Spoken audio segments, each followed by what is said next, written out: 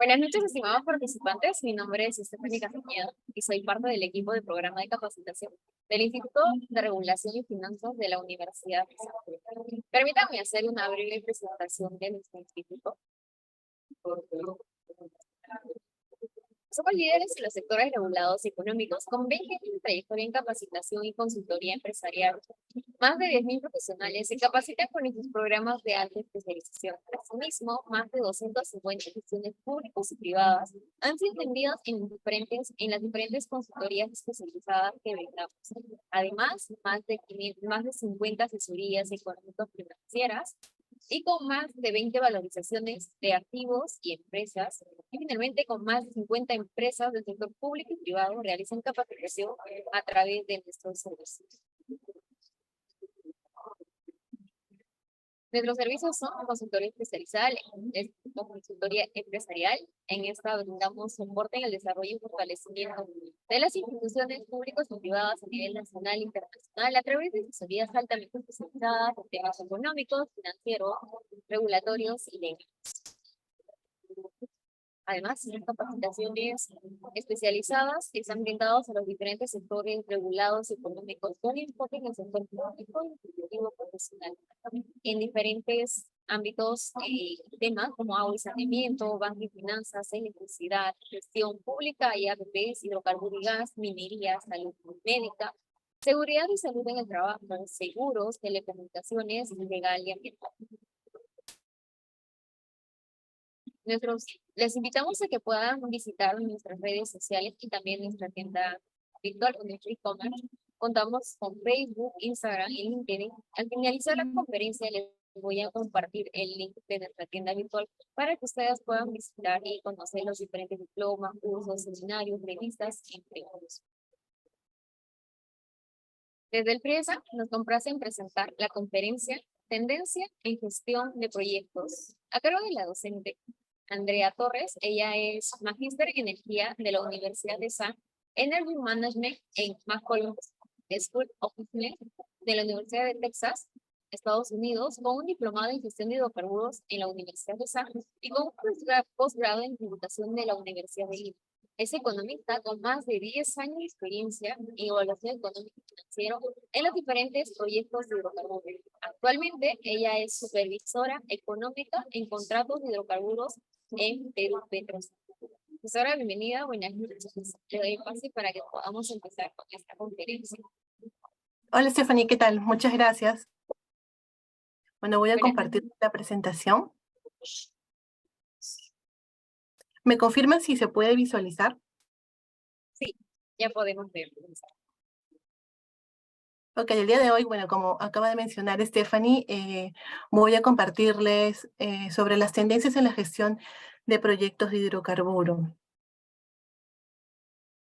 Ya me he presentado brevemente, entonces, para empezar quisiera compartir o recordar un poco, ¿no? Ya que vamos a hablar de la gestión de proyectos de hidrocarburos en general, el concepto de qué es un proyecto, ¿no? Un proyecto en general es una planificación que consiste en es un conjunto de objetivos que están todos vinculados, interrelacionados, y bueno, y finalmente se dan para poder tener un objetivo, un resultado, ¿no? Se busca un resultado único. En este caso, bueno, el día de hoy vamos a hablar de proyectos sobre hidrocarburos, entonces, en este caso, pues, todo está relacionado con alguna oportunidad de negocio y se enfoca en temas monetarios y de ganancias económicas, ¿no? Es importante también saber que se tienen que estimar bien los costos y gastos para poner para la puesta en marcha sobre el proyecto. Y en base a eso ya, ¿no? Al sacar tus cuentas, un proyecto puede saber si podría ser rentable o no. Claro, están involucradas muchas más variables, ¿no? Pero en general es eso. Entonces, en sí, ya para hablar netamente de temas de proyectos relacionados con hidrocarburos, pues siempre escuchamos en el mercado que se pueden estar dando ciertos tipos de proyectos. Entonces, ¿cuáles son los más comunes o los que más se pueden escuchar, no? Proyectos relacionados con hidrocarburos existen como la construcción de gasoductos, ductos, la exploración y producción de hidrocarburos en los campos, que es donde me voy a centrar el día de hoy. También reactivación, operación, mantenimiento de pozos. Por ejemplo, algo que voy a compartir más adelante es sobre las licitaciones o las rondas petroleras, no más conocidas como las rondas petroleras, donde se licitan nuevas áreas o lotes en diferentes países del mundo, entre otros. Entonces, como vamos a hablar de hidrocarburos, no podemos dejar de mencionar la ley central sobre eso, ¿no? Que es la Ley Orgánica de Hidrocarburos, la Ley 26221. Esa ley se encuentra vigente a partir del 18 de noviembre de 1993. En esta ley se establecen muchas definiciones y se reglamenta todo lo que tiene que ver con el manejo de hidrocarburos en sí, ¿no? También con esta ley se crea la empresa Perú Petro. Entonces, ¿qué dice en el artículo 7 de la Ley Orgánica de Hidrocarburos? No está la definición de qué son los hidrocarburos. Y dice textualmente, la denominación de hidrocarburos comprende todo compuesto orgánico, gaseoso, líquido, sólido, que consiste principalmente de carbono e hidrógeno. Entonces, es importante también mencionar cómo está la legislación en nuestro país, en el Perú, ¿no? El artículo 8 de la ley orgánica justamente habla acerca de la propiedad de hidrocarburos. Los hidrocarburos in situ son propiedad del Estado.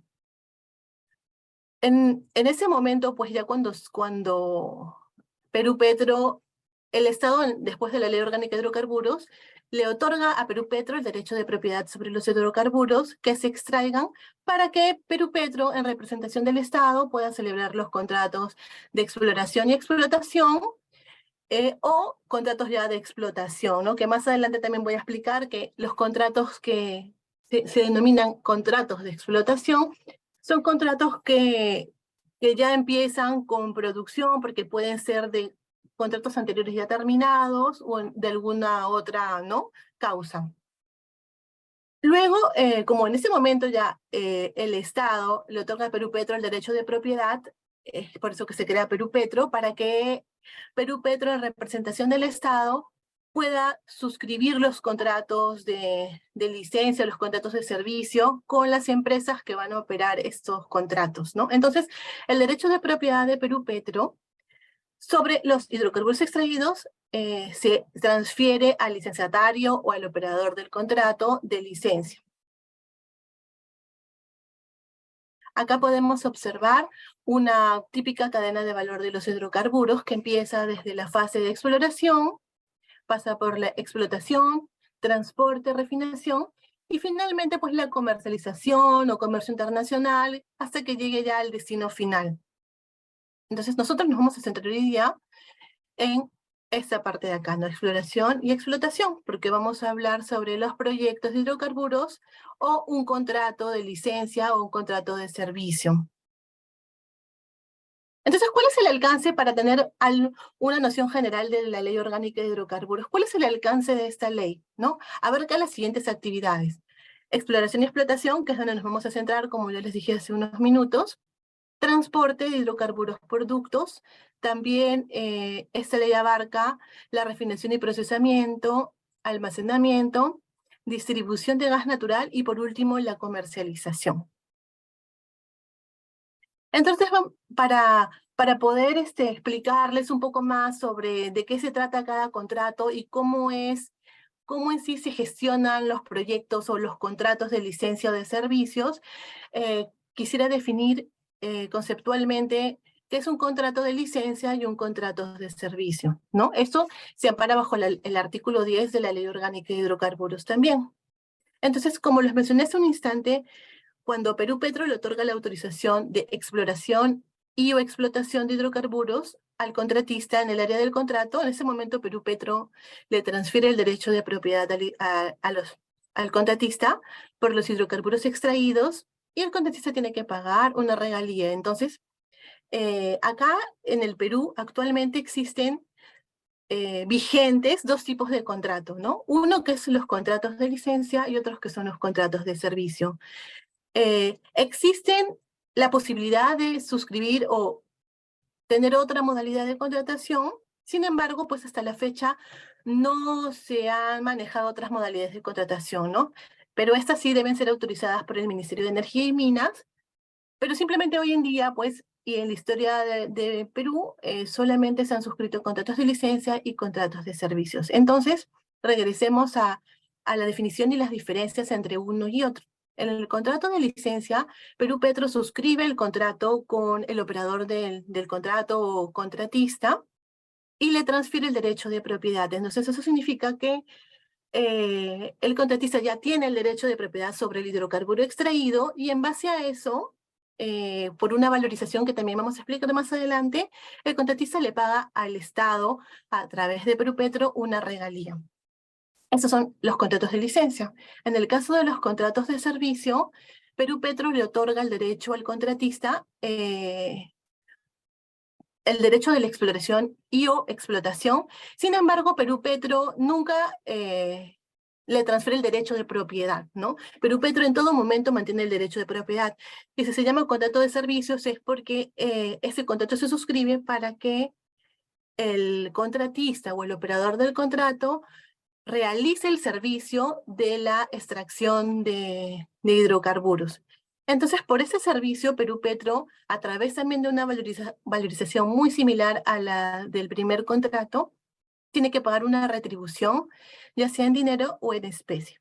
Entonces, las valorizaciones se dan en los contratos de licencia. Para el pago de regalías son quincenales y para pago de retribución, en el caso de los contratos de servicio, son una vez al mes, ¿no? Finalizado cada mes. Bueno, acá está la definición ya central de los contratos de licencia y, bueno, los contratos de servicio.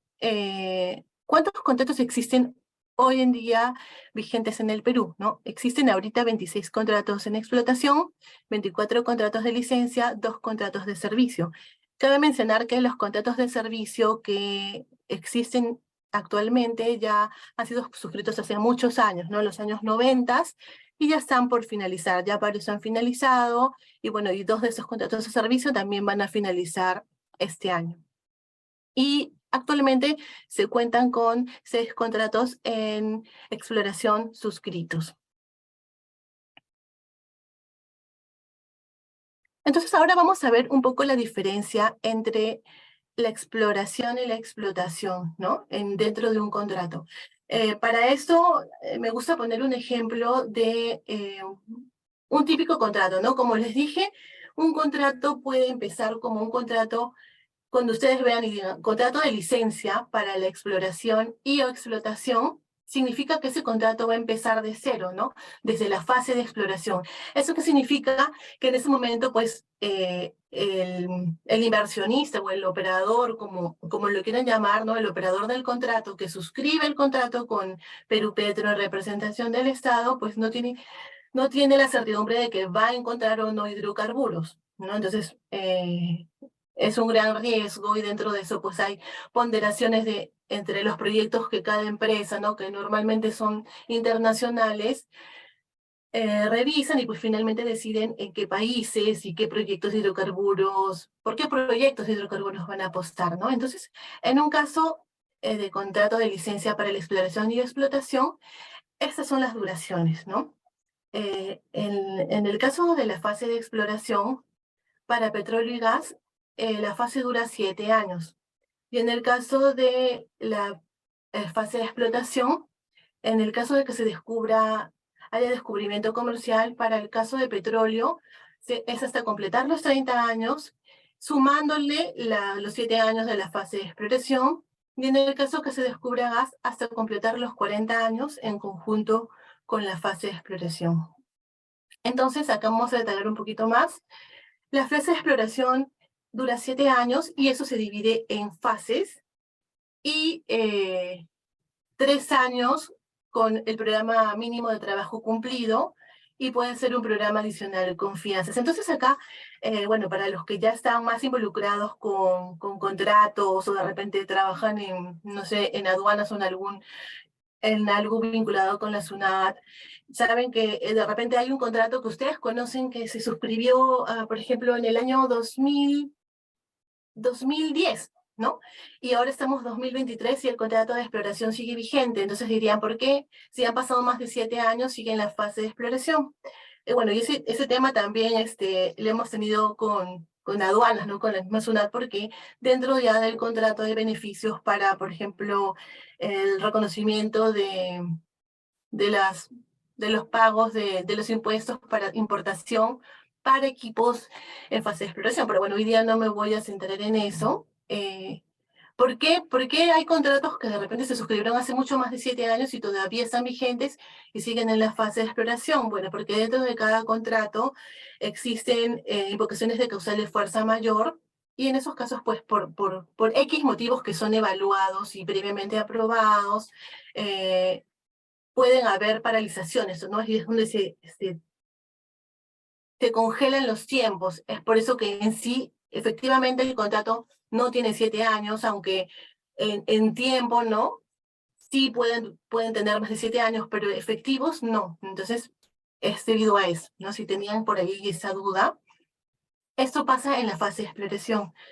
En la fase de explotación son 30 años, como ya los mencioné, desde la fecha efectiva en el caso de petróleo y 40 años si se descubre gas natural. También el contrato considera hasta 5 años de un periodo de retención si es que el descubrimiento, si hay un descubrimiento de hidrocarburos, pero en ese momento en el que hay descubrimiento comercial, o mejor dicho, que haya descubrimiento de un hidrocarburo, todavía no es comercial por razones de transporte, ¿no? Entonces pueden tener hasta 5 años más para poder desarrollar ¿no? ese mercado, bueno, para que pueda ser comercial por razones de transporte y ver la manera de que también pues, sea rentable el proyecto y pueda ser transportado al punto de venta de una manera que no afecte su proyecto al inversionista, pues y el Estado también tampoco tenga pérdidas, ¿no?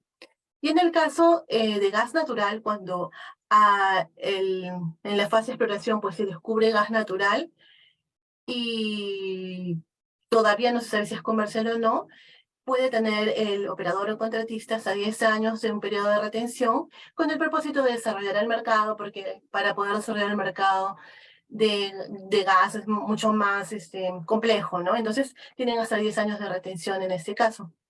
También se consideran sueltas de área según el acuerdo de partes y según lo que establece el contrato, ¿no? Y esto es importante mencionarlo porque cuando se realiza una suelta de área dentro de un contrato que ya está pasando por las diferentes etapas, entonces eso, como bien dice el nombre, ¿no? Se suelta y esas áreas son importantes porque pueden ser utilizadas para, para otro tipo de contrato o para convenios de evaluación técnica, ¿no? Entonces es importante esas sueltas a nivel nacional. Luego, pues otra consideración importante también que hacer es que el contratista dentro del contrato de licencia asume todos los riesgos, tanto técnicos y económicos de toda la operación, ¿no? Y finalmente también se considera en el contrato que el contratista indemnizará al Estado de cualquier reclamo de terceros por la ejecución de sus operaciones, ¿no? Ahí ya también intervienen pues los seguros y pólizas para cubrir ciertos daños que pueden suceder, ¿no? Por algún caso imprevisto. Como ya lo mencioné hace un momento, en la fase de exploración se estructura en programas mínimos de trabajo para cada periodo, ¿no? Entonces, por ejemplo, ese es un ejemplo típico, ¿no? Normalmente los contratos, bueno, que también son de acceso público y se encuentran en la página web de Perú Petro, pueden ver que se establecen así, ¿no? Ya estas actividades van a depender, cada contrato tiene sus propias actividades de acuerdo a lo que ya se haya conversado entre Perú Petro y el contratista, ¿no? Entonces vamos a hacer un ejemplo cualquiera de cómo son los programas o cómo son los periodos dentro de una fase de exploración, ¿no? Y acá pueden ver ustedes que, por ejemplo, en este caso es un contrato X, el primer periodo contempla 40 UTES O también poder reprocesar 1000 kilómetros de líneas sísmicas 2D y realizar estudios geológicos y geofísicos, ¿no? Normalmente, pues en la fase de exploración se van a elegir trabajos de ese tipo como aerogravimetría, magnetometría, perforación de pozos o alguna otra actividad de ese tipo, ¿no? Para ver si la mayor cantidad de posibilidades para ver si se descubre un hidrocarburo. Entonces acá pueden ver el desarrollo de los diferentes periodos y cómo van cambiando las actividades, ¿no? Que finalmente siempre tiene que ser perforando un pozo porque es la única manera de poder descubrir y saber si se va a encontrar hidrocarburos o no. Entonces ustedes ven ahí la palabra UTES, ¿no? Las UTES son las unidades de trabajo exploratorio que ya en cada contrato, normalmente pues en la última parte del contrato, en los anexos, van a encontrar la tabla de equivalencias, ¿no? Si ustedes hacen la operación, acá pueden ver que los 40 UTES, por ejemplo, voy a hacer acá el ejemplo del primer periodo, ¿no? El primer periodo dice que la actividad va a consistir en 40 UTES o reprocesar 1000 kilómetros de línea sísmica 2D y realizar estudios geológicos o geofísicos. Entonces ustedes pueden ver acá en ese contrato que en la nota establece que una UTE, que es una unidad de trabajo exploratorio, como lo dije, equivale a $5000. Y como el primer periodo se establecen 40 UTES, entonces ahí se realiza la multiplicación de la equivalencia y saldrían $200.000. ¿Para qué se hace eso? Para poder valorizar las fianzas.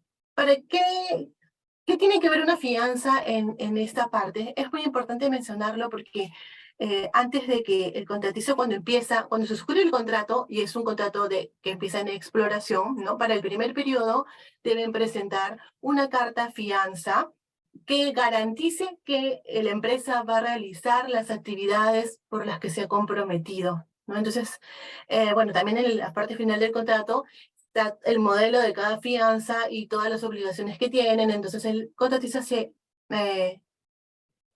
compromete a poder cumplir con esas actividades. ¿Qué pasa si por algún motivo, bueno, como ven acá, tienen solo un tiempo establecido, ¿no? Como ya lo mencioné también hace un momento, pues un típico caso, o sea, un periodo, o mejor dicho, la fase de exploración dura 7 años. Entonces, más o menos, pues esto se divide entre los 7 años y en ese tiempo, por cada periodo, deben de cumplir con las actividades con las que se han comprometido, ¿no? Una vez que, por ejemplo, en un caso ideal, el contratista realiza la actividad, reprocesa las 1500 kilómetros de líneas sísmicas y realiza los estudios geológicos, pues ya ahí pasa por ciertos informes y aprobaciones de constatar de que se ha cumplido con la actividad, y si está todo bien, entonces esta fianza es de vuelta, ¿no? Pero antes de eso ellos tienen que comunicar a la empresa Perú Petro que tienen la intención de pasar al siguiente periodo. Entonces ya ahí en el segundo periodo ya está comprometida otra fianza para que también igual garantice y luego para el tercer y cuarto periodo garantice que va a cumplir con sus obligaciones, ¿no? Entonces, ¿qué pasaría en un caso que por algún motivo no cumpla con esas actividades? Entonces, justamente la fianza es para garantizar eso y la fianza sería ejecutada, ¿no? Por eso es importante lo que la fianza representa dentro de un contrato, ¿no? Esto, bueno, esto pasa en las fases en la parte exploratoria, pero también, bueno, hoy día no lo voy a desarrollar, pero también en los contratos, sobre todo, bueno, los últimos que ya tienen un programa establecido, los contratos de licencia para la explotación de hidrocarburos, o sea, que ya empiezan produciendo, también se consideran fianzas, ¿no? Que igualmente garanticen el cumplimiento de los programas de trabajo, pero ya en base a perforación de pozos. Como ustedes ven acá, bueno, este es un contrato nuevo, es un contrato modelo nuevo y el monto de la fianza es $200.000, pero ya en los casos de contratos que son de licencia para la explotación, pues ya son fianzas que tienen varios millones de dólares, ¿no? Entonces, también se contemplan reducciones de fianza como incentivo para que, ¿no? O sea, por ejemplo, si es un programa de 10 años, tienen compromiso de perforar cierta cantidad de pozos en cada año. Entonces, cada año, cuando han cumplido con la perforación de esa cantidad de pozos que establecidos en el contrato, pues la fianza se va reduciendo y se hace un papeleo con el banco para que envíen una nueva fianza ya con la reducción.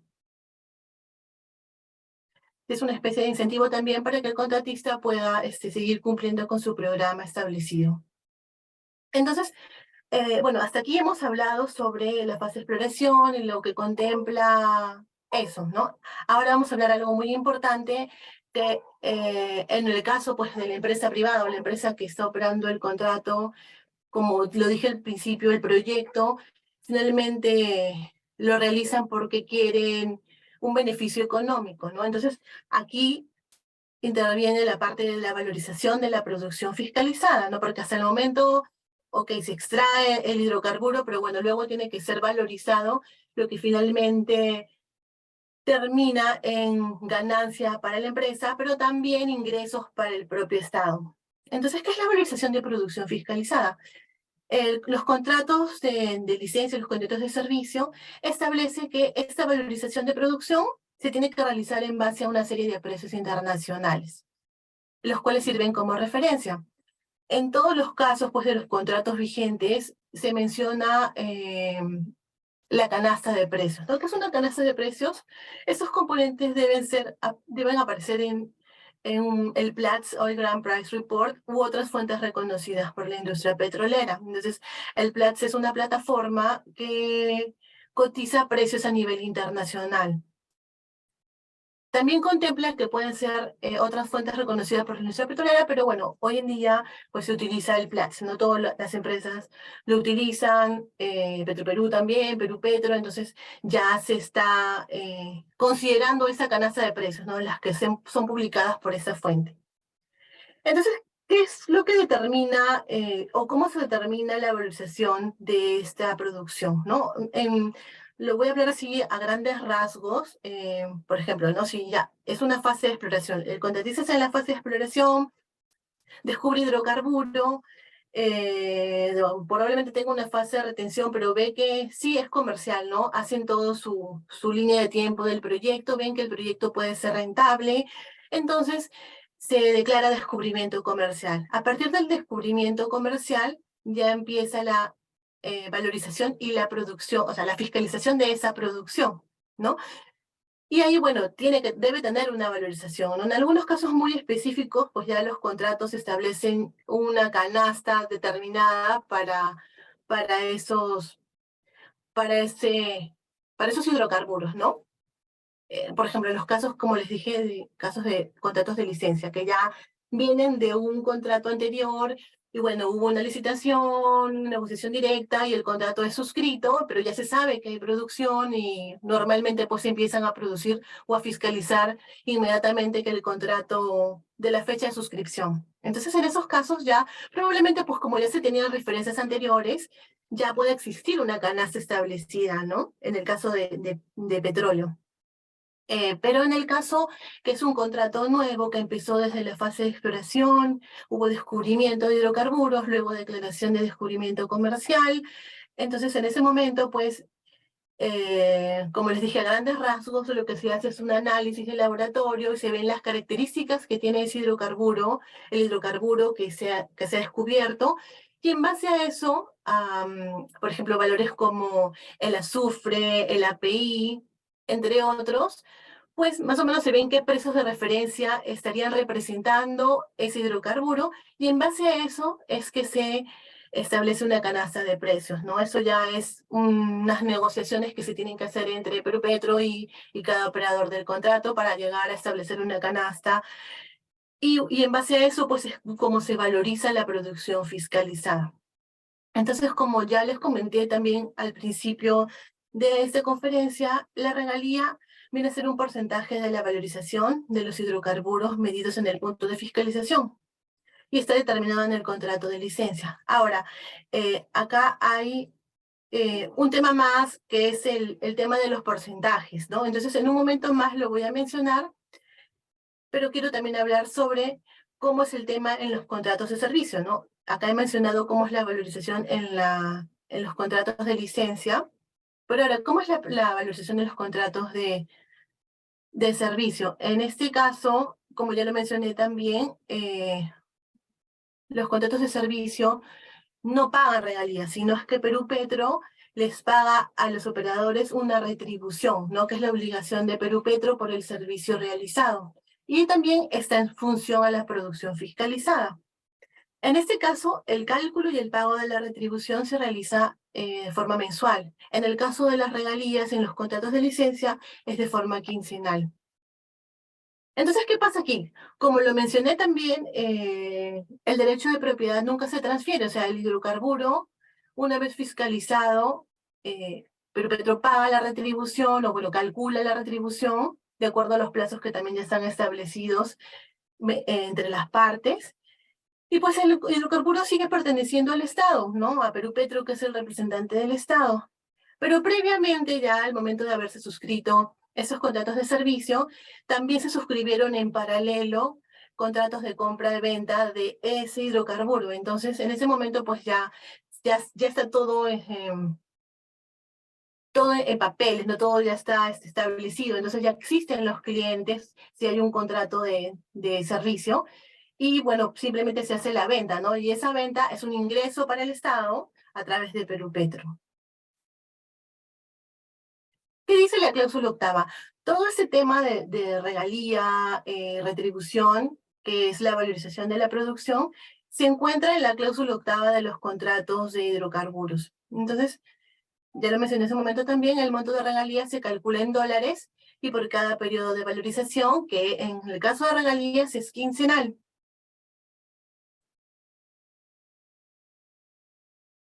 Acá hay un tema que quiero mencionarlo porque también es importante. Como les dije, ¿no? La valorización está en base a una canasta de precios. O sea, en el caso de hidrocarburo, en el caso de gas natural por precio realizado. Pero voy a hablar de un caso típico de petróleo, ¿no?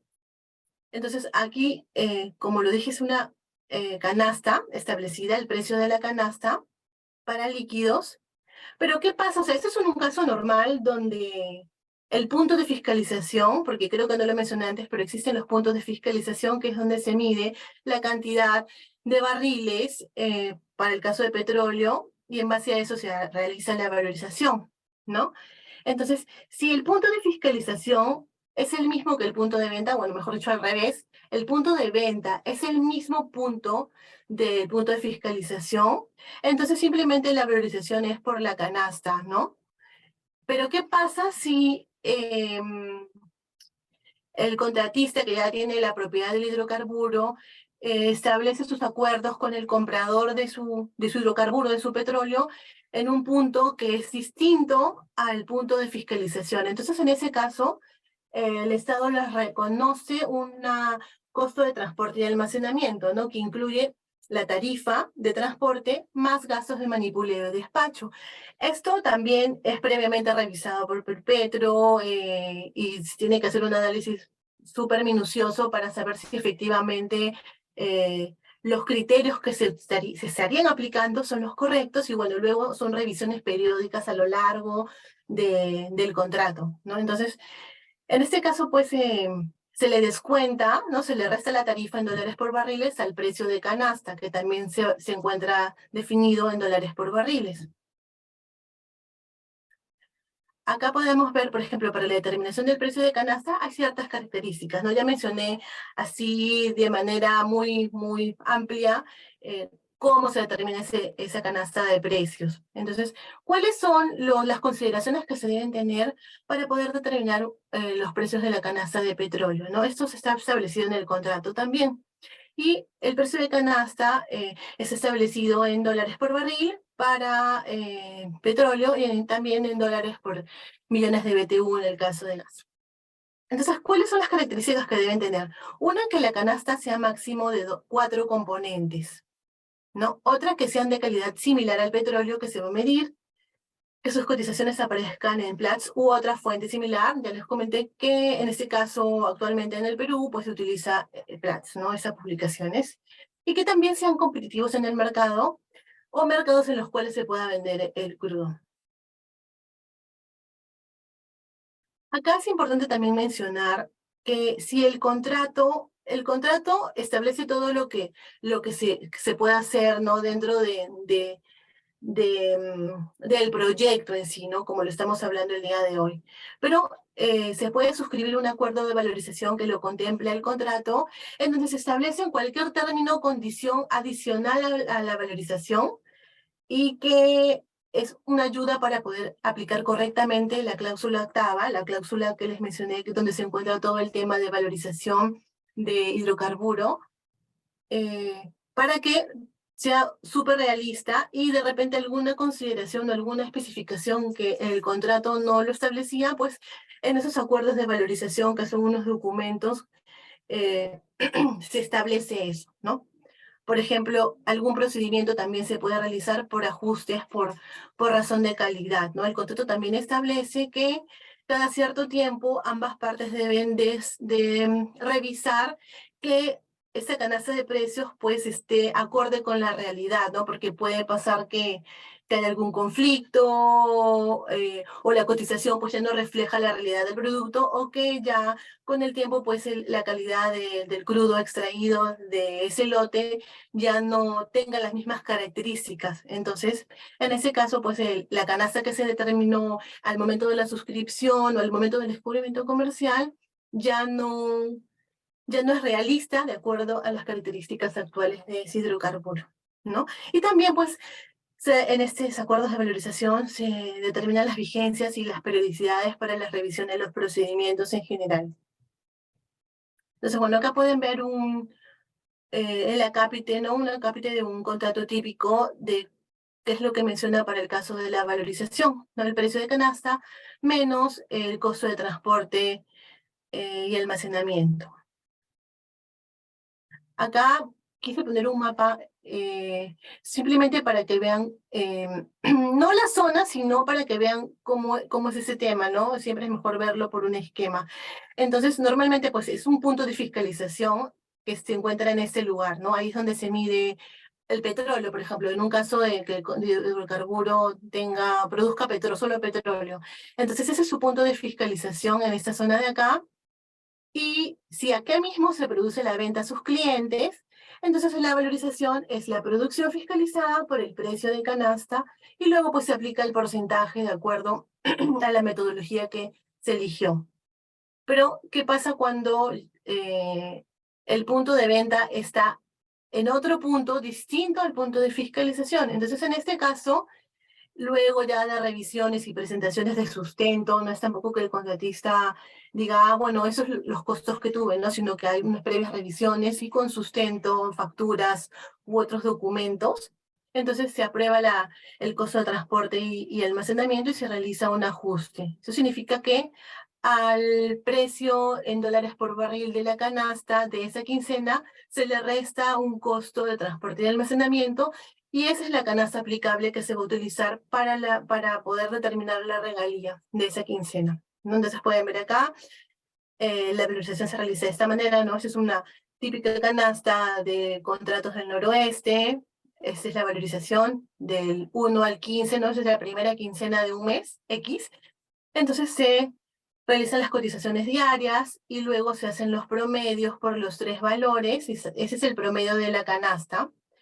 En este caso es como dije al principio, es un ejemplo típico donde el contrato o el punto de venta es el mismo que el punto de fiscalización. Entonces acá no hay ningún costo de transporte a aplicar, ¿no?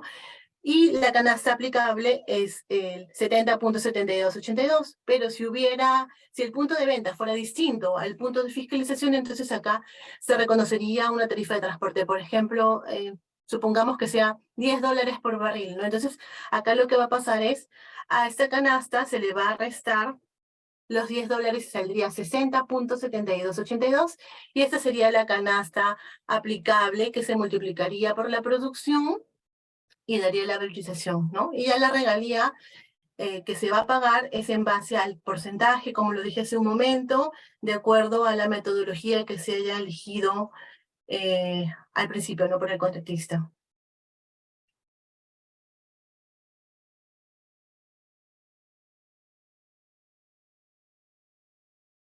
En este caso acá, como pueden observar, es un ejemplo igual, ¿no? Ese de regalía. Bueno, acá es un ejemplo donde los precios estuvieron muchísimo más bajos, pero también hay que considerar que la tarifa de transporte tiene que ser realista y acorde a la realidad, ¿no? Por ejemplo, en este caso, si fuera una tarifa donde los costos son muy elevados porque el contrato o lote está muy alejado del punto de venta y es una tarifa de transporte de repente demasiado alta, entonces va a haber un momento en la economía del contrato que ya no va a ser rentable, ¿no? Sobre todo cuando los canastas o con los precios bajaron, ¿no? Ya sabemos que eso ha pasado en algún momento de la historia varias veces, entonces también se tienen que considerar esas cosas, ¿no? Que sea realista y que se vea que se garantice la economía también del contrato del proyecto, como estamos hablando el día de hoy. En el caso de la retribución de los contratos de servicio, igual pues esto es mediante una tarifa expresada en dólares y es calculada en base a un porcentaje de precio de canasta, ¿no? Como les comenté, existen actualmente 2 contratos de servicios, pero ya estos están por terminar, ¿no? Y en el caso de uno de los contratos, pues hay un pequeño cálculo un pago que es en especies que se realiza mediante un porcentaje de la producción fiscalizada. Entonces, ¿cuáles son los ingresos? ¿Por qué es importante esto? ¿Por qué menciono el tema de las regalías? En los contratos de licencia y en los contratos de servicio menciono el tema de la retribución, ¿no? Porque en los contratos de la retribución, o en los contratos de servicios, mejor dicho, como les dije hace un momento, pues si viene el Estado a través de Perupetro, les retribuye por el servicio realizado al operador o contratista. Por otro lado, también se realiza un ingreso, ¿no? El ingreso de la venta que se realiza del hidrocarburo establecido previamente por contratos de compra-venta. Entonces acá podemos ver cuál ha sido la evolución del pago de regalías a través del tiempo, ¿no? De estos últimos años, desde el 2015 hasta el 2022. Entonces, las regalías también están determinadas, bueno, en parte por la producción fiscalizada, pero también por los precios, ¿no? Entonces es muy importante. Un poco antes del 2015, pues hubo una caída extrema de precios y luego volvió a pasar por la pandemia, ¿no? Entonces luego, eso fue en el 2020 y como ven acá, pues en el 2021 ya se pudo recuperar y sigue en evolución hacia el 2022, ¿no? Cabe mencionar que en el 2022 pues hubo un pico en los primeros meses del año, donde los precios subieron bastante. Bueno, ya luego se empezó a estabilizar, ¿no? Acá es importante también mencionar el canon porque muchas veces este tema es confundido con la regalía o la retribución, ¿no? Y es un concepto que debe separarse. ¿Qué es el canon? Es la participación efectiva que tienen todos los gobiernos, tanto regionales, locales, del total de los ingresos y rentas obtenidos por el Estado y por la explotación económica de los recursos naturales. Bueno, en nuestro caso específico, porque estamos hablando de los proyectos de hidrocarburos, por la explotación de los hidrocarburos. Y esto es una obligación del Estado y no de las compañías, ¿no? Entonces esto pasa mucho de repente en las comunidades o en los pueblos que están cercanos a donde se encuentran los lotes. Acá podemos ver, quise mostrar un histórico de los precios del Brent, que, ¿no? Que el Brent es un referente a nivel mundial del petróleo. Este cuadro muestra la evolución del precio desde el año 60, de los años 60 hasta, bueno, lo puse hasta el 2022, y ustedes pueden ver acá, ¿no? Cómo fue la caída por pandemia en el 2020, y también tuvo una caída importante en el 2016, ¿no? Esta caída fue hubo mucho impacto en muchos proyectos, ¿no? Muchos proyectos decidieron, hablando ya de los casos específicamente de Perú, pausar o muchos de repente decidieron irse, ¿no? Por ejemplo, contratos que estaban en la fase de exploración, eh, algunos se retiraron porque, como ustedes saben, pues los inversionistas a nivel mundial tienen sus carteras de inversiones y ellos van viendo qué proyectos serían más rentables, ¿no? Entonces, cuando hay menos ingresos o los precios bajan, entonces deciden entre un u otro proyecto, ¿no? Y también, bueno, en este caso, pues impactó fuertemente al tema del pago de las regalías. Como vieron en el gráfico anterior, las regalías en ese periodo fueron bajas, y también pues contratos que estaban muy alejados de los puntos de venta también sufrieron impactos porque ya el precio se reducía, ¿no? Porque recuerden que la canasta aplicable es la canasta, ¿no? Imagínense que ese es el precio de la canasta, menos el costo de transporte, entonces ya los precios aplicables podrían ser de 20, 15, ¿no? Dependiendo del costo de transporte y almacenamiento que se haya calculado en ese momento. Entonces, bueno, este fue el primer pico de estos últimos años. Luego, en el 2020, como lo mencioné hace un momento, por la pandemia también tuvo una caída, pero bueno, luego se pudo recuperar al año siguiente. Pues sí, finalmente en 2022, a octubre del 2022, ya los precios de Brent estaban a 93.3317. Y finalmente, pues hoy, ya el promedio de marzo, ¿no? Al 30 de marzo, están en $78 por barril, ¿no? Casi $79 por barril. Entonces sí, ha caído un poco, pero todavía son precios buenos para los proyectos. ¿Por qué les menciono esto? Porque dentro de un proyecto, por parte del contratista, bueno, y también por parte del Estado, que realiza las evaluaciones económicas para hacerle seguimiento a los proyectos hidrocarburos, eh, se basan también en todas sus decisiones en el break-even, ¿no? ¿Qué es el break-even? Es el punto donde los costos son iguales a los ingresos. Es como, entonces es el punto límite de un precio para saber si el contrato va a seguir siendo rentable o no. Entonces, como les mencioné hace un momento, en el 2015, 2016, donde los precios cayeron bastante, ¿no? O sea, ustedes ven que acá de 107, 96, y luego bajaron hasta más de la mitad de ese precio en los años 2014, 2013.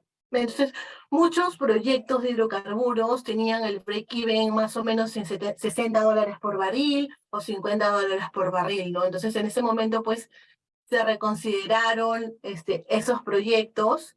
Bueno, pero bueno, la mayoría decidió continuar porque, como ustedes saben, los proyectos se realizan a mediano largo plazo, no son contratos de 30, 40 años en el caso de gas. Entonces simplemente pues se tienen que hacer algunos ajustes a dichos proyectos. Pero bueno, esto es muy importante para considerarlo dentro de un proyecto, el punto de quiebre, donde se sabe ya que a partir de ese precio hacia abajo ya no van a tener ganancias, ¿no? Sino pérdidas. Entonces, bueno, eso es un resumen más o menos de qué es lo que se considera en los proyectos de hidrocarburos. ¿Y por qué son tan importantes, no? Uno, porque las regalías y los impuestos representan el 21% de los ingresos del tesoro público, ¿no? De esos aportes, un porcentaje también se obtiene del canon y sobre canon que se transfieren a los gobiernos. ¿Y qué pasa si, o sea, es muy importante y crítico porque, como ustedes vieron en los mapas anteriores, existen ya pocos contratos que están en la fase de exploración? ¿Qué pasa si no se descubren, no hay más descubrimientos, ¿no? ¿Y qué pasa si no se, también, o sea, es muy importante considerar, porque si no se suscriben nuevos contratos de hidrocarburos, nuevos contratos en la fase de exploración, probablemente pues en unos años ya no haya más descubrimientos, ¿no? Simplemente va a seguir produciéndose los contratos que ahorita se encuentran en la fase de explotación. Entonces, se hizo una estimación de cuánto tiempo duraría con la producción actual de gas natural, cuánto tiempo más tendría de abastecimiento en el Perú, si es que no se realizan más descubrimientos de gas, y más o menos se proyectó que serían entre unos 20 a 25 años más, ¿no? A partir de ahora, y también eso está sujeto a otras variables, ¿no? Aumento de consumo, sobrepoblación, entre otras cosas. Entonces, es muy preocupante y es vital la suscripción de nuevos contratos, ¿no? Y también, sobre todo, promover la inversión en el subsector hidrocarburos. Yo sé que, bueno, actualmente pues hay bastante tendencia de la transición energética, pero es importante saber cuál es el impacto que tiene, ¿no? Y sobre todo el potencial que tiene el Perú para esto. Entonces se deben emitir ciertas medidas que ya se están haciendo para poder retener las actuales inversiones y lograr que sean viables, y también traer nuevas inversiones. Entonces, ¿cuáles son los retos para incentivar esa industria en el Perú, no? Quisiera mostrarles algunas noticias que son muy buenas y que son alentadoras también, ¿no? A nivel mundial y también para el Perú, ¿no? Esta es una del 2022, donde Estados Unidos, es más o menos de julio del 2022, donde Estados Unidos publicó un plan de subastas de petróleo y gas en alta mar para los próximos 5 años, ¿no? Entonces, como les dije hace un momento también, sé que ahorita la tendencia es la transición energética y, bueno, también el presidente de Estados Unidos fue criticado por hacer estas licitaciones y hacer este plan de subastas. Sin embargo, pues acá, por estas noticias y por estos planes a nivel mundial, se puede ver que todavía hoy en día pues es importante el negocio y poder descubrir mayor cantidad de petróleo y gas a nivel mundial, ¿no? Todavía es lo que mueve la economía de los países. Por ejemplo, esta noticia que también es muy importante, que es de octubre del 2022, donde se comunica que el Reino Unido lanzará una ronda masiva de licencias de petróleo y gas, muy al contrario de lo que muchos pensamos que ya Europa pues está eh, en el boom con la transición energética, ¿no? Y ya busca otro tipo de energías, pero bueno, está haciendo una ronda masiva de licencias de petróleo y gas. Y acá, bueno, acá también hay otra noticia donde dice, lidera los próximos proyectos Reino Unido de petróleo y gas que se inician en Europa para el 2027, ¿no? Entonces son a mediano plazo.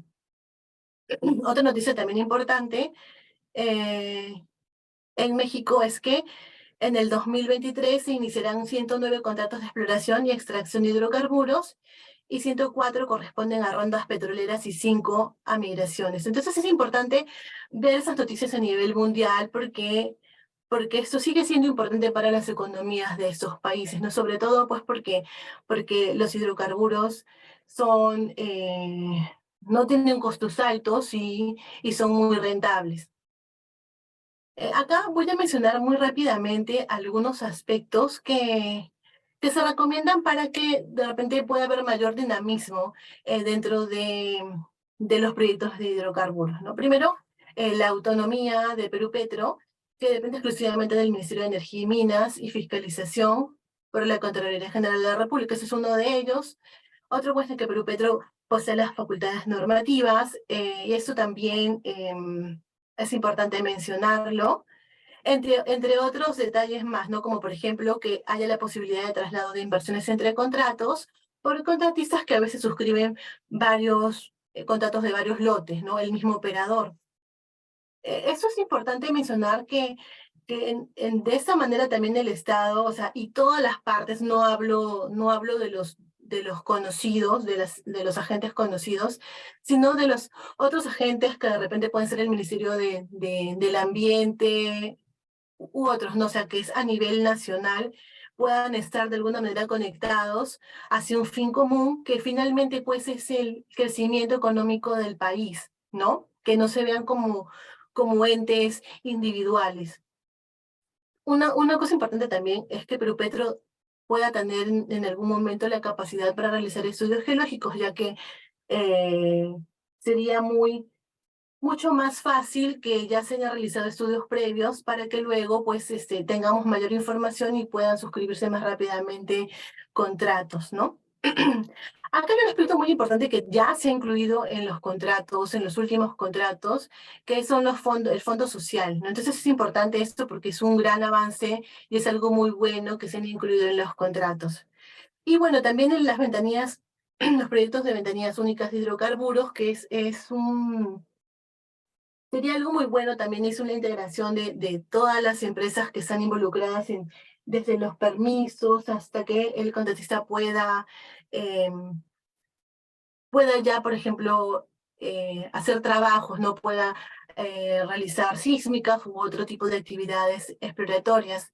Y es importante mencionar esto porque muchas veces, como también ya les mencioné en su momento, los inversionistas buscan, nuestra competencia como Perú son otros países, ¿no? Esos son nuestros competidores. Entonces, también buscan cuáles son más rápidos, o sea, qué países tienen más rápidas sus facilidades para que ya puedan entrar a operación, o sea, a exploración. Entonces, es importante, era muy importante mencionar esto, ¿no? Porque es una posibilidad también para implementar, ¿no? Yo sé que a partir de la pandemia, ya todas las empresas, pues, han innovado en lo que es la parte tecnológica, ¿no? Yo creo que eso sí sería posible, aunque sería un trabajo súper intenso para que puedas estar eso integrado, ¿no? Y que un inversionista pueda ver de repente todo su proceso, todo lo que necesita en un solo lugar. Porque muchas veces es difícil también para ellos ver si el permiso está autorizado acá o cómo es el estado del otro. Entonces eso toma su tiempo, ¿no? Y puede seguir mejorando también. Entonces, ¿cuáles son las conclusiones ya? Dado la demanda de hidrocarburos y los proyectos de masificación y también sobre todo la necesidad que hay en el Perú, es muy relevante la promoción de la inversión y la exploración y explotación de hidrocarburos, pero no hablo solamente, bueno, de Perú Petro, ¿no? Que finalmente es el ente que realiza este tipo de promociones, sino a nivel nacional, ¿no? A nivel del gobierno, y que eso pueda ser compartido al público en general, ¿no? A todos los peruanos para que sepan cuál es esa importancia y qué pasaría si se dejan de suscribir contratos de hidrocarburos y qué pasaría si se dejan de realizar descubrimientos comerciales, ¿no? Ver cuáles serían las consecuencias. Entonces, existe un porcentaje de contratos paralizados, pero una buena noticia es que ya se están suscribiendo nuevos contratos y hay altas expectativas y buenas noticias para los próximos años, ¿no? Como ustedes vieron en las noticias que les compartí, las rondas están en su boom en Europa, México, Colombia, Ecuador, entonces varios países siguen haciendo sus rondas, ¿no? Es importante también tomar los modelos de éxito en toda Latinoamérica y seguir aplicándolos a nivel de todo el Estado, ¿no? No solamente hablo de las actividades más relevantes en el subsector, sino de todos. Por eso que ahí pongo que es la preocupación de la PCM, es importante que se enfatice para que prioricen el tema de hidrocarburos dentro de sus planes. Entonces, bueno, finalmente, ¿cuáles son los principales actores que intervienen en el subsector hidrocarburos, ¿no? Primero el Ministerio de Energía y Minas, Perú Petro, quien promociona las inversiones y supervisa los contratos de exploración y producción, el Ministerio de Ambiente, las empresas privadas y las empresas de propiedad del Estado como Petroperú y también Ocinermin, ¿no? Entonces, esos son los actores entre los cuales siempre debe haber las alianzas y creo que eso se está logrando y también, pues, como les dije, si se sigue manteniendo esa continuidad, ¿no? De la gestión, pues vamos a tener buenas noticias en un futuro próximo y yo creo que no. Sí, hay muchas posibilidades de que puedan seguir suscribiéndose contratos en la fase de exploración y también se pueda seguir descubriendo hidrocarburos, ¿no? Porque todavía tenemos mucho potencial por descubrir. Muchas gracias, eso sería todo.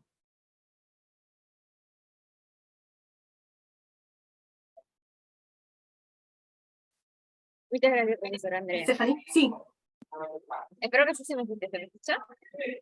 sí, te escucho bien. Genial, profesora. Muchas gracias por la conferencia. Estaba súper clara. Gracias. A nombre del FIESA le doy las gracias por esta conferencia de esta noche. Pero, sin embargo, quiero invitar a los participantes que tienen alguna duda, alguna consulta. Aprovechen que la profesora Andrea está aquí. Aprovechemos su tiempo y podamos hacerle preguntas. Nos tomamos un par de minutitos para poder hacer estas preguntas, para luego pasar a presentarles nuestro diploma como tal. Pueden levantar la manito, también pueden escribirlo por el chat. Sí, Alan, ¿qué tal? Te doy puedes activar tu micro, Alan. Buenas noches. Buenas noches a la expositora Andrea por la información importante que nos comparte hoy. Em, ¿Cómo explicaste la valoración de los barriles de petróleo con respecto a canasta? De pronto el indicador Henry Hub regional con respecto al gas natural. Para el LGN no escuché, no sé si pronto se me pasó la información. ¿Podrías compartirnos así brevemente cómo se hace la valorización del LGN? Sí, claro, claro, Alan. Bueno, sí, lo expliqué de manera general por el tiempo, en base a al petróleo, pero en el caso de que se fiscalice gas natural, pues el precio de referencia son los precios realizados, ¿no? En este caso no es como la canasta de precios de hidrocarburos, de petróleo, sino que en los precios realizados ya se determina por la venta que el contratista ha realizado hacia sus clientes. Y bueno, si tiene varios clientes, se hace una ponderación de precio y ese es el precio aplicado, ¿no? Se utiliza en base a lo que ya se ha vendido o lo que ya está comprometido para una venta. Entonces, ese es el precio que se utiliza para esa valoración de gas natural. En el caso de líquidos de gas natural, igual no es la canasta de líquidos, ¿no? Que es igual, se valoriza en barriles. O sea, muy similar a la canasta de precios de petróleo. Y en el caso de Y Henry Hub que me mencionas, sí, perdóname, sí, sí. Andrea, ¿y qué precio referencial tienes del LGN en canasta? ¿Es similar de pronto el que se produce o se hace la valoración en Selva Sí, Central, en Selva bueno, Sur normalmente, o en Noroeste? sí, claro, no son muchos contratos que fiscalizan líquidos de gas natural, pero normalmente se utiliza pues el butano, propano, gasolina natural, ¿no? Ese tipo de precios, que también se encuentran en el Platts. Pero la valorización en la cotización es como la canasta de precios que mostré, ¿no? Toman los precios de, por ejemplo, butano, propano, gasolina natural, es el promedio, y ya de acuerdo a cada contrato puede haber establecido un pequeño descuento en uno de los componentes, y eso se aplica a la producción fiscalizada. Ese es en el caso de líquidos de gas natural. Y en el caso ya de gas, los que se exportan, que son, bueno, ya casos muy puntuales del lote 88, 56, para el tema de exportación es donde se utilizan los marcadores referentes como el que tú dices que es Henry Hub, ¿no? Hay una lista de precios de acuerdo a la zona donde va el destino final y en base a eso pues se realiza eh, la estimación de lo que se va a pagar. Bien, bien, muchas gracias por la información muy selecta. Gracias, buenas noches. Gracias a ti. ¿Saben cómo hacerlo? Gracias, profesora. Gracias, Ala. No sé si por ahí tienen alguna otra pregunta. Aprovechemos que está la profesora otra vez para hacer las diferentes consultas que tengamos. De todas maneras, este es un pequeño hincapié, una pequeña introducción a lo que se va a ver a lo largo de todo el diploma que les voy a mostrar en unos minutitos. Eh, Alan, no sé si tienes alguna otra pregunta, te veo con la manito levantada. Creo que se quedó con su mano levantada de la pregunta anterior.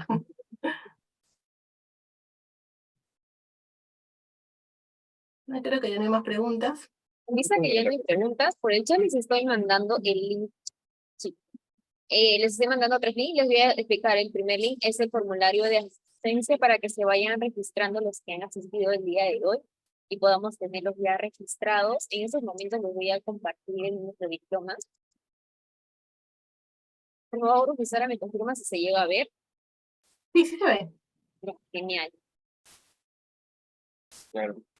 En convenio con el FRIASAN, con la Escuela Iberoamericana de Regulación de Hidrocarburos, les traemos el diploma de especialización en regulación en hidrocarburos, a cargo de nuestros docentes especializados como Cecilia Quiroz, Luis Espinosa, Nikitza Chávez, Víctor Huerta, Norbit Chipchón, Carlos García y la profesora que nos acompañó el día de hoy, Andrea Torres. El perfil del participante está dirigido a autoridades encargadas de la supervisión y reglamentación de las actividades petroleras, gasíferas y a profesionales de diversas disciplinas, ingenieros, economistas, abogados, sociólogos, interesados en ir y ampliar sus conocimientos para impulsar y progresar en el subsector. La modalidad es transmisión, la duración tiene una duración de 100 horas lectivas, 45 minutos cada una, de una modalidad de transmisión en vivo. Asimismo, la certificación, para obtener la certificación se le otorga la certificación a aquellos participantes que cumplan satisfactoriamente con todos los requisitos del programa. Y recibirá diploma en especialización en regulación de hidrocarburos expedido por la universidad. O sea, asimismo, sumado al diploma de especialización en gestión de gas natural, obtendrían el PAE en hidrocarburos especializados en hidrocarburos y gas. Quiero comentar también acerca del temario, qué curso se va a ver a lo largo de este diploma. Pues tenemos manejo de conflictos y consultoría previa de hidrocarburos a cargo de la profesora Cecilia Quiroz. En este se van a ver estudios de impacto ambiental, reglamentación, análisis de evaluación y negociación de conflictos socioambientales, estrategia de comunicación y permanencia en el área de operaciones. Exploración y explotación de hidrocarburos a cargo del profesor regímenes fiscales, de regalías, impuestos y cánones, rentabilidad y riesgos, retos tecnológicos, sociales, ambientales y ambientalización de hidrocarburos. El siguiente curso es precios en variedad de hidrocarburos a cargo del profesor Luis Espinosa. En esto vamos a ver la industria de refinación, y la evolución del margen. Entender sus principales características de los contratos y suministros de petróleo crudo, impuestos en los precios de los combustibles. Otro de los cursos es el mercado de gas natural, a cargo del Nordic Chichón. En esta se va a ver la industria de gas natural en Perú, establecimiento de precios y oportunidades, negocio, tratamiento y transporte de gasoducto, TGP, GSP, distribución por redes de servicios virtuales, mercado y regulación de hidrocarburos, a cargo de la profesora que nos acompañó el día de hoy, Andrea Torres, la profesora ya la conoce. El rol de los hidrocarburos en el mercado mundial y local, la transición energética y los hidrocarburos, regulación de hidrocarburos en el Perú, retos en regulación por incentivar la industria de oil gas en el Perú, supervisión y fiscalización de industria en el hidrocarburo en el Perú. Tenemos el curso también distribución y comercialización de hidrocarburos a cargo del profesor Carlos García con 20 horas lectivas. Ahí vamos a ver diferentes temas, como algunos incentivos y mecanismos de subsidio existentes. Y finalmente, tenemos el curso Mercado de Petróleo, a cargo de la profesora Nikitza Chávez. En esta se van a ver evolución histórica de la industria petrolera, modelos de negocio utilizados en la cadena de valor upstream y downstream, desarrollo de modelos de contratación para la exploración y explotación de petrolera a nivel mundial. Les he comentado a grandes rasgos todos los cursos y los temas que se va a ver a lo largo de cada uno de los cursos en el diploma, pero les estoy apuntando el link para que ustedes puedan obtener el brochure, lo puedan descargar, puedan revisarlo de manera detallada. Sin embargo, quiero mostrarles a nuestros docentes, ellos están altamente capacitados para que los acompañen a lo largo de este y puedan aprender muchísimo de ellos. Tenemos a la profesora Cecilia Quiroz. Ella tiene un máster en sostenibilidad por Business School España. Es magíster en antropología por la Pontificia Universidad Católica del Perú. Asimismo es magíster en solución de conflictos por la Universidad de Porres y actualmente es gerente de relaciones comunitarias en Petroperú. La profesora Andrea Torres, ella es magíster en gestión y energía por la Universidad de San. Y actualmente es supervisora económica en contratos de hidrocarburos en Perú. Tenemos al profesor Víctor Huertas. Él tiene una maestría en Ciencias en Energía y Medio Ambiente por la Universidad de Calgary, Canadá. Él es ingeniero de petróleo de la Universidad Nacional de Ingeniería y tiene más de 18 años de experiencia en el área de explotación. Actualmente docente universitario. Es jefe de desarrollo de ingeniería de desarrollo en Sabia, Perú, y es docente universitario. Tenemos también al profesor Carlos García, que tiene una maestría en gestión de proyectos en la Universidad de San, con maestría en Administración Estratégica de Empresas, IP, por la Universidad Católica de Perú. Actualmente es gerente de proyectos Oil Gas, Acciona SAC, sucursal Perú. peruana. Tenemos a la profesora Angélica Chávez, ella es abogada y magíster en regulación de los servicios públicos por la Pontificia Universidad Católica del Perú. Actualmente es gerente legal oficial de cumplimiento de Soberas. El profesor Luis Espinosa es magíster en Administración de Negocios con mención en Gerencia General por la Universidad Nacional, por la Universidad de SAP, perdón. Asimismo, es ingeniero mecánico con estudios en posgrado y maestría en Ciencias y Mención en Energética. Actualmente él es gerente general de Luis Espinosa Quiñones y asociados. Finalmente tenemos al profesor Norberto Chichón. Él tiene un magíster en gerencia e ingeniería en la George Washington University de Estados Unidos. Es ingeniero mecánico electricista de la Universidad Nacional de Ingeniería, con especialización de alto nivel en Estados Unidos, Japón, Argentina, Europa, con más de 20 años de experiencia. Es experto en apertura de mercados y licitaciones internacionales.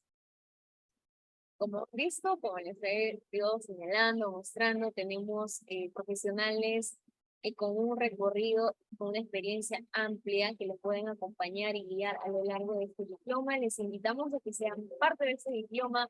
Si tienen dudas, nos pueden escribir a los correos o también pueden visitar la tienda, la e-commerce que estoy dejando. Voy a dejar de compartir si no tienen ninguna duda.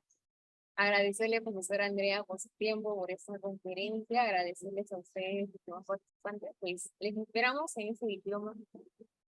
Y aprovechen de nuestros docentes que son de un nivel súper alto. Muchas gracias, Stephanie, y gracias a todos por su asistencia y por ver la conferencia.